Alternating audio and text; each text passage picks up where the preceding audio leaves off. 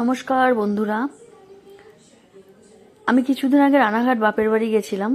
তো সেখান থেকে সকালবেলা গেছিলাম রানাঘাট শ্মশানে। এটা হচ্ছে সেখানকার মায়ের মূর্তি। তো শ্মশানে গিয়ে কিছুক্ষণ বসেছি, বসে মায়ের মূর্তির দিকে তাকিয়েই রয়েছি। মায়ের মূর্তি এত সুন্দর আর জাগ্রত মা যে মনে হচ্ছিল না যে মায়ের কাছ থেকে উঠে আসি। এই সেই মায়ের মূর্তি। এখানে অনেকক্ষণ বসেছিলাম। মা তারা,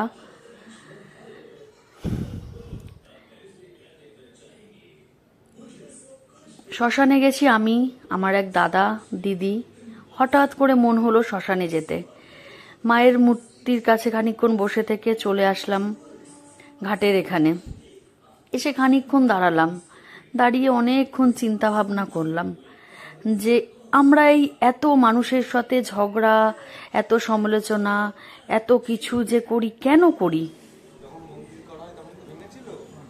কি কারণে করি? আমাদের সব কিছু তো এখানেই শেষ। এত হিংসা, মারামারি, কাটাকাটি, এত কিছু কি কারণে করি, কিসের জন্য করি? সব এই শ্মশানে দাঁড়িয়ে দাঁড়িয়ে অনেক কিছু চিন্তা ভাবনা করলাম, অনেক কিছু ভাবলাম যে এটাই আমাদের সেই জায়গা। সব অহংকার আমাদের এখানেই শেষ। আজকে বেঁচে আছি, কালকে নাও থাকতে পারি। তাই এত হিংসা, ঝগড়া, মারামারি কোনো কিছু করে লাভ নেই। একমাত্র ঈশ্বরকে ডাকতে হবে। ঈশ্বর ছাড়া কিচ্ছু নেই জীবনে, আর সব বেকার।